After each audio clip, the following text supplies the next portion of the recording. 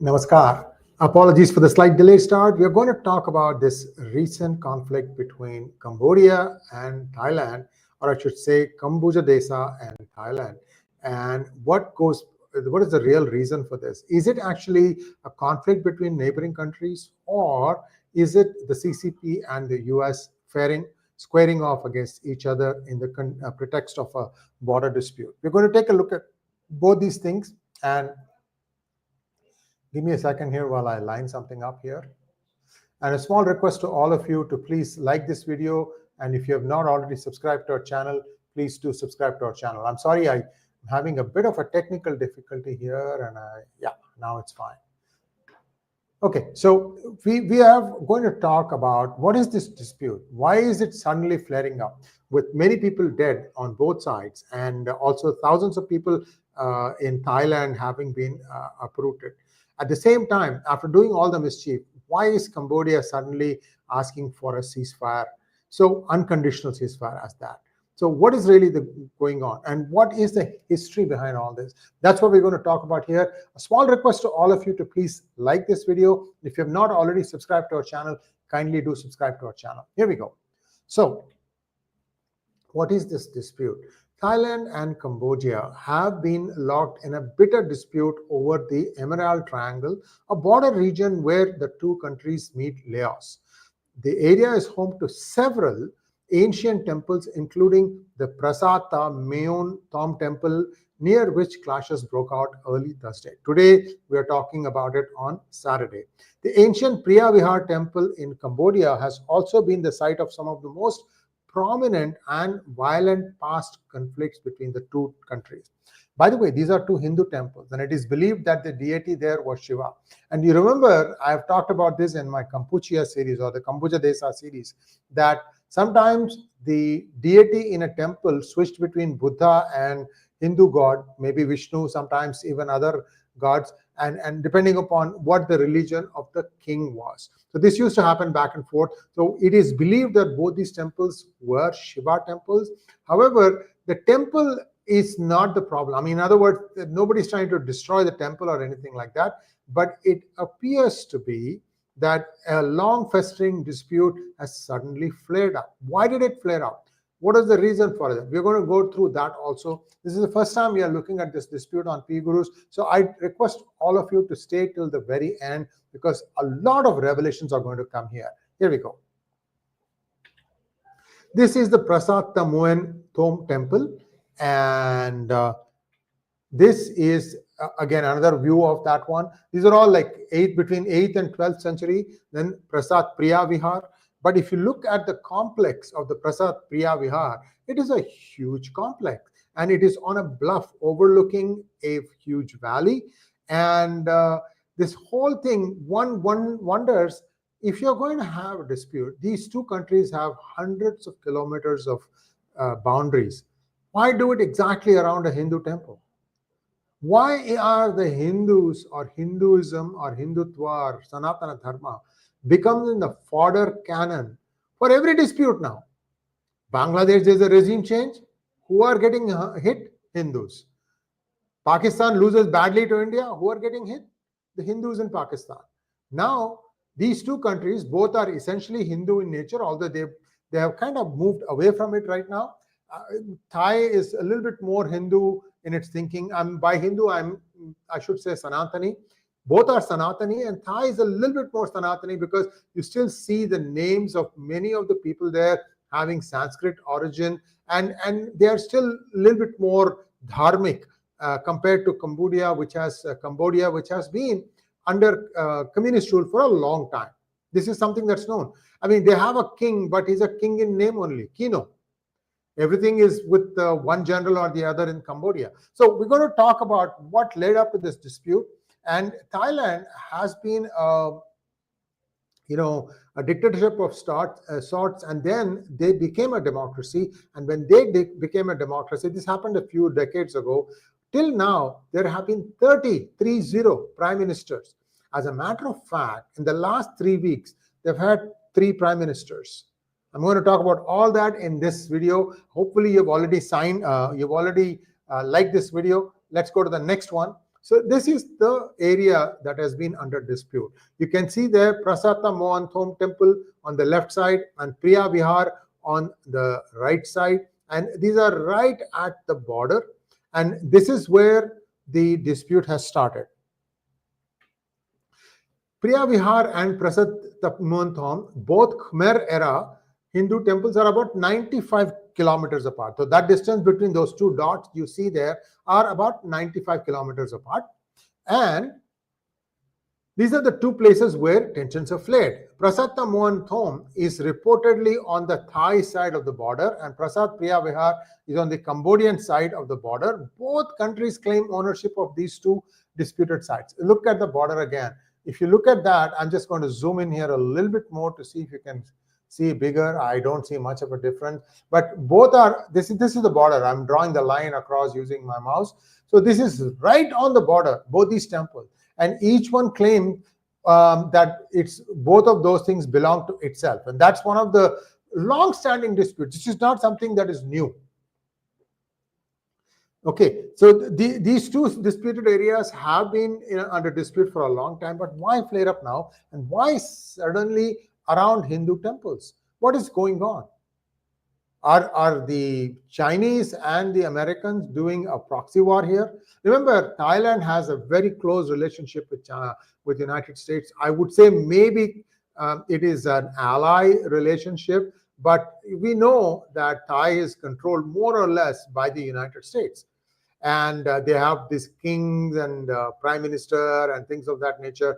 The kings used to be the nominal rulers and the generals used to rule. Now you have a prime minister, but how much power does the prime minister have? That's a question that is frequently asked. Be that as it may, let's get back to what is happening. These two temples were built between 9th and 12th centuries by the Khmer Empire and are dedicated to Lord Shiva. And they embody the region's rich Hindu-Buddhist heritage. And the 𝗏𝗏𝗏𝗏𝗏 temple, located in Dankrek Mountains along the Thailand border with Cambodia, and 𝗟𝗏𝗏𝗏𝗏, a UNESCO World Heritage Site, are symbols of national pride for both countries. As a matter of fact, if you look at the flag of Cambodia, the flag of Cambodia has the Angkor Wat Hindu temple right in the middle of it. So they do take this very, very seriously. And now what is happening is that Cambodia claims that these are based on the Khmer Empire's historical documents, that both these temples belong to them. Now, what does Thailand say? Thailand asserts territorial rights, citing modern borders and control over areas like Suwin province. Let's go back and take a quick look at where Suwin province is. Let me see if I can show you that. Just a second. Yeah. So here you see that the Surin province is right above that line, and that belongs to Thailand. And the line is a border, and everything below that is Cambodia. And you can see Phnom Penh here. Siem Reap is a little bit to the west and north of Phnom Penh. All right. Now let's get back to where we were. Just one second.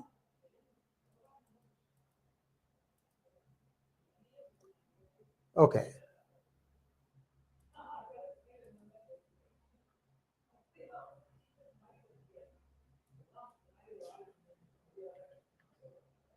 Okay, so this is the territorial rights claimed by Thailand, and Cambodia says that these were under rule of the Khmer kings. That's how these two are fighting it out. Now, in 1907, a French colonial surveyor had mapped out this thing, and this was during the time when Cambodia was under the French rule. Now, Cambodia uses this map to claim the temples, while Thailand argues it's inaccurate as it doesn't align with natural watershed line. Like, for example, there's a river, right? Usually countries are bordering on both sides. One side of the river will be one country, the other side will be a different country. The lack of clear border demarcation in the rugged Dangrek Mountains has fueled recurring tension. Let me show you one other interesting facet here. The 𝗟𝗏𝗏𝗏 temple, located on a 525-meter cliff, has been a focal point since the 1950s. Let me show you the 𝗟𝗏𝗏𝗏 temple. This is you can actually see the bluff also. See that? That is the 𝗟𝗏𝗏 temple, and you can see it's at a fairly big height, and then you can see the valley just fall off from there. So this is one of the temples that has been under dispute. Let's move forward again.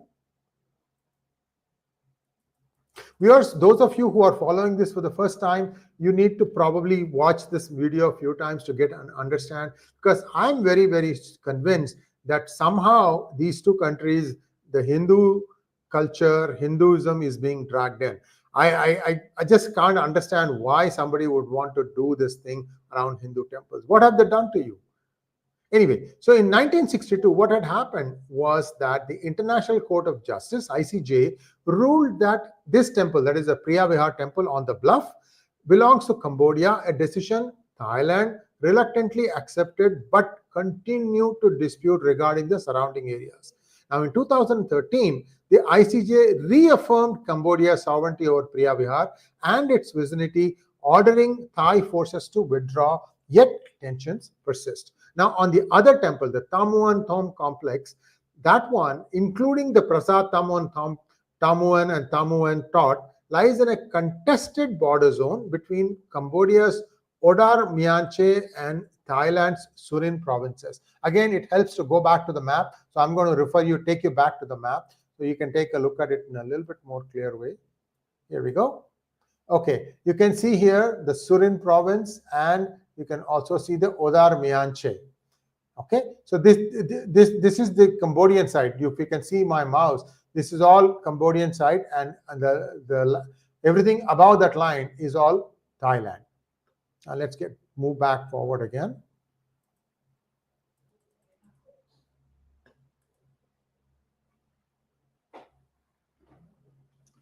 So its strategic location, that is the 𝗤𝗏𝗏𝗏 complex, on an ancient Khmer highway, and its religious significance with a naturally formed shivling makes it a cultural and military flashpoint. This is the naturally formed shivling, just like the Amarnath shivling is. Clashes like those that were observed 2 days ago on July 24, 2025 were triggered by incidents such as Cambodian drones allegedly flying near Thai positions, escalating into gunfire, rocket attacks, and airstrikes. Now, what has happened is there have been casualties on the Thai side. I'm told at least 15 are dead, and about 160,000 people have actually fled their villages to other areas. And now Cambodia has sued for peace, and they said that we want an unconditional ceasefire. What is it that Cambodia is realizing? After all, Thailand is a much more powerful democracy, much more powerful country. You know, the GDP of Thailand is $548 billion, and the US-Thailand trade is about $73 billion a year. It's a big trading partner with the United States. So this is what happened today. But in February 2025, what happened was Cambodian soldiers were singing their national anthem at the 𝗤𝗏𝗏𝗏. And on 2008, there was a Thai backlash over 𝗟𝗏𝗏𝗏's UNESCO listing. All these things have only intensified the conflict. So this was under the surface for a long time, and then suddenly now it has flared up. The other interesting thing, and this is a very important development, there was a leaked call between the Thai Prime Minister 𝗤𝗏𝗏𝗏 Shinawatra and Cambodian leader Hun Sen, further escalating tensions. Now, this is the interesting part here. This call, wherein this Prime Minister, it's a she is talking to Hun Sen, who is like an older person, that you are like my uncle, and there are some talk that we should get along together and so on. So I'm going to give you the entire dispute here. What had happened was on the 15th of June 2025, PM 𝗤𝗏𝗏𝗏 Shinawatra conducted a roughly 17-minute private phone conversation with Cambodia's former Prime Minister and then Senate President Hun Sen. The dialogue aimed to diffuse escalating border tensions between these two countries. In the exchange, she referred to Hun Sen as uncle, a personal term reflecting his long-standing friendship with her father, former PM Thaksin Shinawatra, and described herself as his niece. Now, If that was all there was to it, then there would be probably not that much of a controversy. What has actually happened is the first leak was not a 17-minute entire call. It was just 9 minutes call. So when you have these kind of editing out, when selective editing out takes place, then people start, wondering what exactly was discussed, what exactly did these two try to come to terms to, and so on and so forth. So 𝗏𝗏𝗏 urged him to overlook criticism from Thai military leaders and offered that his needs will be taken care of by her office. So this is sort of like a bribe. Also remember, like I said, I don't know how much power the Prime Minister in Thailand wields. It appears most of the time that it's the generals that appear to have all the power. This kind of stuff, where have we heard before? Pakistan. Same thing with the army junta in Myanmar. Now, on June 18th, Hun Sen released a 9-minute excerpt of the call on Facebook and later uploaded the full recording to avoid alleged misinterpretations. This disclosure sparked immediate outrage in Thailand, with critics accusing the then Prime Minister 𝗏𝗏𝗏 of being overly differential to a foreign power. Public protests broke out in Bangkok, notably at Victory Monument, demanding her resignation and accusing her of humiliating the Thai military. When did she resign? I'll come to that in just a moment. On June 18, the 𝗤𝗎𝗄𝗏 party, a coalition partner of the ruling coalition, formally withdrew from the government, prompting resignations of its ministers and undermining her ruling coalition. This girl is hardly in her 30s, very, very young for a prime minister. And on July 1st, Thailand's constitutional court suspended her from the PM's office by a 7-2 vote based on a complaint from 36 senators accusing her of dishonesty and ethics violation. She was asked to submit a formal defense within 15 days. That was on July 1st. But what happened was, immediately she was removed and a caretaker leadership was assigned to the Deputy Prime Minister, Sree 𝗔𝗠𝗔𝗔 between July 1st to 3rd, followed by, see, this is a very interim period. Then another person became the acting Prime Minister, 𝗤𝗚𝗏 𝗏𝗚𝗀𝗏, after a cabinet reshuffle. Now it looks like still officially she is the Prime Minister, but there is some dispute even there. Okay, so what happened? The conflict, the bloodiest in over a decade, has resulted in at least 33 deaths, mostly civilian, and displaced over 138,000 people from Thailand and 23,000 from Cambodia.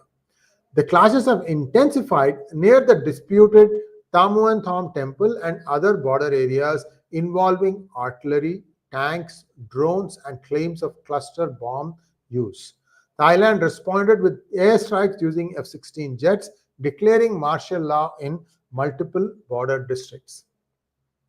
Right now, where things stand, Cambodia has called for an immediate ceasefire with Thailand. Cambodia's ambassador to the UN, 𝗥𝗘𝗙𝗪, has said his country asked for a truce unconditionally, adding that Phnom Penh also wanted a peaceful solution to the dispute. Thailand has not publicly commented on the proposal while rejecting third-party mediation. Let's summarize this. So where things stand now, Thailand has not accepted the ceasefire. It's possible that they may do more strikes. After all, Thailand is the more powerful of the two and they have lost more people. So people will be chomping at the bit as to what the Cambodians did, especially using drones. My guess is that these drones were supplied by China and the F-16s, of course, are supplied by the United States. And this is for the Thailand side. So right now, this stuff is up in the air. We don't know whether peace will prevail. I'm sure something is going to happen soon and both will sort of like back off a little bit, China and US, and say, okay, well, have we got our objectives? And I don't know what the objectives are. If somebody knows, let me know. After all, one is a UNICEF assigned a designated monument on a cliff, a Shiva temple, naturally formed Shiva. And the other one also is a bunch of temples built from the 9th to 12th century. I don't know what kind of agreement they both will come to, but Cambodia, I think, clearly feels that it is on a weaker pitch right now, on a weaker level, and it might get really messed up by Thailand if Thailand starts to assert itself. But this is where you see where the initial aggression has been, from what I'm hearing. Again, this is all hearsay. I'm hearing that the initial aggression was from Cambodia. Now, so one was that phone call where Thai felt that their prime minister had given in so much, especially the words "take care of you." That usually means something in politics. You all know what I mean when somebody says, "I'll take care of you." And how can a private phone call meant to ease tensions turn into a national scandal? That's what the Thai people are asking.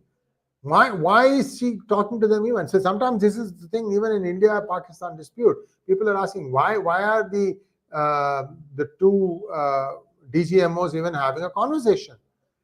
If you're at war, you're at war, right? So again, these are all emotions speaking. At some point of time, diplomats have to take over and paper over the creases, and these unclear borders will keep the dispute alive for a while.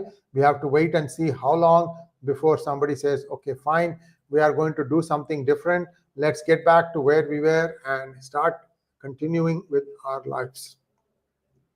So this is the story of the Cambodia-Thailand dispute. It took us a lot of time to put this slide deck together. That's why slight delay, because we added a lot of slides at the very end, and I needed to make sure that the flow was just fine, so you all understood where I'm coming from. Like I said, these are Hindu temples, and why are the Hindu temples in the middle of all this disputes?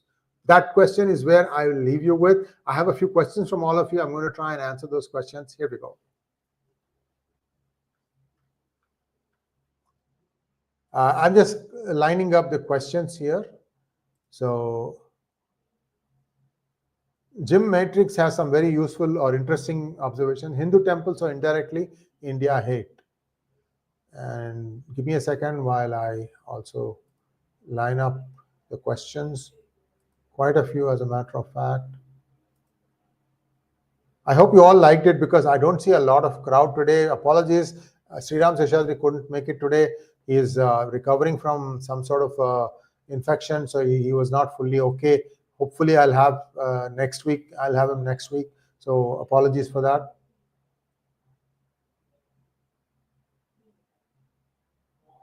All right. I think I have almost all the questions lined up. Okay, here we go. First question from Magnet Ranga. Is there a solution for the baggage of history, normally a leftover civilization? War hurts everyone except the manufacturers of arms. Absolutely right. That's why I said that, is this a fight between Thailand and Cambodia, or is it a fight between the US and China? Boomerang wants to know what historical factors contribute to the Thailand-Cambodia dispute over the temple. Boomerang, I explained this to you as to what happened, how these things happened, and I hope that answered your question. Next one. How do geopolitical influences shape the relationship between Thailand and Cambodia? Thailand is more prosperous compared to Cambodia. Cambodia is still recovering from their multi-decade civil war, and it's still quite poor, as a matter of fact. Areas around Siem Reap are very prosperous, but if you start going to the real hinterlands and Cambodia, it's very, very poor, very poor. I'm sorry to say this. I don't think they can really afford a war. Probably that's why they are now saying, okay, we want an unconditional ceasefire. And I don't know what Thailand is going to do, because Thailand's prime minister is under a lot of siege, and she might want to do something to assert her position. What role does 𝗤𝗏𝗄𝗏 temple play in the conflict between Thailand and Cambodia? Its only role is that it is on the place which is being claimed by both these countries. I mean, these are not functioning temples. They are just ruins. Anything in Cambodia, not a single temple is functioning at this point of time. There are no prayers, there are no artis, no pujas, no nothing conducted. These are just relics of an era that was 1500 to 1000 years old. Boomerang wants to know what archaeological evidence supports the Hindu origins of the temple in question. Well, these are proven temples. We don't have to go back and try to prove that. Like I said, right, the kings switched back and forth between Hinduism and Buddhism to Hinduism. And as the king changed, the population also converted to that. In fact, it is believed that Malaysia, once a Hindu country, turned Islamic because one of the emperor's mistresses was an Arabian, and she convinced him to convert to Islam. Same thing is told about many areas of the current Bangladesh, where the king is supposed to have converted, and once the king converted, the entire population converted to Islam. Gitanjali Rajaram wants to know, it's all about the money that they get from visitors to the temple will stop soon. Your views? I don't think these are at a point where they are like tourist attractions.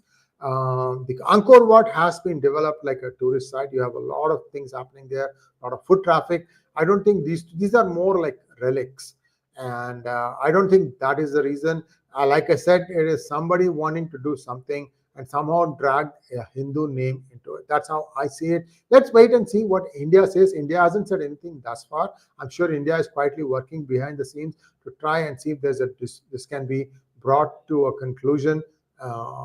We'll have to wait and see. But at least now, you know as much as I do. We've done a lot of research. There are a lot more links in the reference section. I'll put them right after this video finishes. You can go and read up and see what exactly is the history behind all these temples. Thanks for watching. Please like, share, and subscribe to our channel.